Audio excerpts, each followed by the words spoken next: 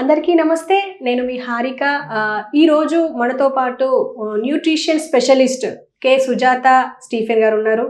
ఆవిడతో మాట్లాడదాం. అసలు మనిషి జీవితంలో న్యూట్రిషన్ ఎంత ఇంపార్టెంట్ అనేది మనకు ఆవిడ తెలుపుతారు. నమస్తే మేడం. నమస్తే అండి. ఎలా ఉన్నారు? ఫైన్. మేడం, న్యూట్రిషన్ అంటే చాలా మందికి అంటే సరైన అవగాహన లేక, అంటే ఇది తింటే మంచిది, ఇది తింటే కరెక్ట్ కాదు అని చెప్పి చాలా మంది మాట్లాడుకుంటుంటారు. అసలు కరెక్ట్ న్యూట్రిషన్ మనిషికి ఎంత ఉండాలి, ఎంతవరకు అవసరం, మీరు చెప్పండి. అవునండి. ముఖ్యంగా ఏంటంటే న్యూట్రిషన్ అనేది ఇప్పుడు మనం చాలా ఎక్కువగా వింటున్నాం. లైక్ డైటీషియన్ కలవడం కానీ, న్యూట్రిషనిస్ట్ని మీట్ అవ్వడం కానీ.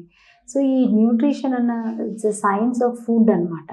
సో ఇది ముఖ్యంగా ఏంటంటే మనకి పూర్వీకులు చాలామంది ఏంటంటే వాళ్ళకు తెలిసిన కొంత జ్ఞానంతోనే వాళ్ళు కొన్ని మంచి ఫుడ్స్ని వాళ్ళు తీసుకోవడం, అంటే ఇది శరీరానికి మంచిది అని కొంతవరకు వాళ్ళు ఆ ఫుడ్స్ని ఎక్కువగా వాళ్ళు ఇంక్లూడ్ చేయటం. అండ్ అప్పట్లో వాళ్ళు ఆ ఆహారం తీసుకోవడం వల్ల కొంతవరకు వాళ్ళు స్టామినా లెవెల్స్ కానీ, వాళ్ళ ఎనర్జీ లెవెల్స్, వాళ్ళు మంచి ఆరోగ్యంగా ఉండేవాళ్ళు.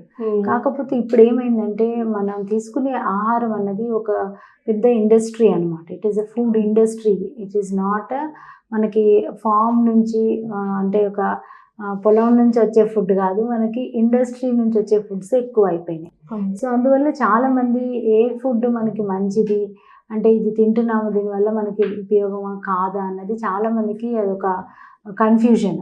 సో అందువల్ల మనం తీసుకునే ఆహారంలో ముఖ్యంగా మనకి పోషకాలు ఎంతవరకు ఉంటున్నాయి అన్నది ఇంపార్టెంట్.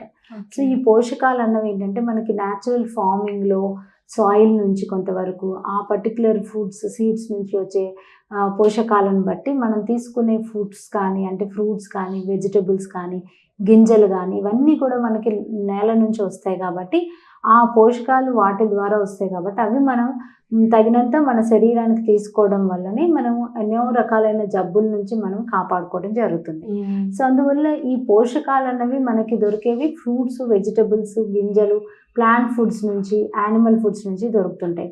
సో వీటిని మనం ఎంత ఎక్కువగా మన ఆహారంలో ఇంక్లూడ్ చేసుకుంటామో మన శరీరానికి కావాల్సిన పోషకాలు ఉంటాయి కాబట్టి మనం చాలా వరకు వితౌట్ డిసీజ్ మన ఎనర్జీ లెవెల్స్ మెయింటైన్ చేయడానికి, మన డే టు డే యాక్టివిటీస్కి కావాల్సిన పోషకాలు like proteins, fats, vitamins, minerals, ఇవన్నీ మన శరీరంలో జరిగే అనేక రకాలైన కెమికల్ ఈ మెటబాలిజమ్స్ కానీ, ఈ రియాక్షన్స్కి కానీ అన్నిటికీ కూడా మనకి ఈ పర్టికులర్ ఫుడ్స్ వల్లనే మనకి అవన్నీ ఫంక్షన్స్ మంచిగా జరుగుతుంటాయి కాబట్టి మనకి మోటార్ ఫంక్షన్స్ కానీ, బ్రెయిన్ ఫంక్షన్, మెటబాలిజము, జీర్ణశక్తి, ఇవన్నీ కూడా మనకి అన్ని పద్ధతిగా ఉంటాయి అన్నమాట. సో అందువల్ల ఈ పోషకాలను మనం ఎంత తీసుకోవాలన్నది మనకి ICMR వాళ్ళు మనకి కొన్ని రికమెండెడ్ డైటరీ ఎలివెన్సెస్ అని ఇచ్చారు.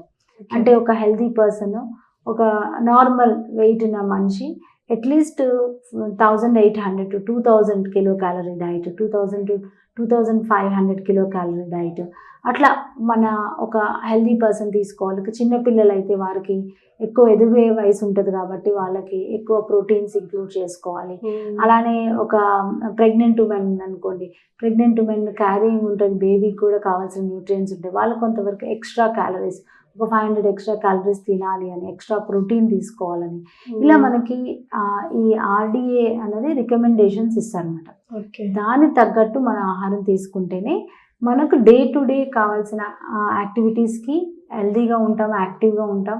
అండ్ మన ఆహారంలో ఇవన్నీ పోషకాలు మనకి లభిస్తే కనుక మనం హెల్తీగా ఉండడానికి ఉపయోగపడుతుంది.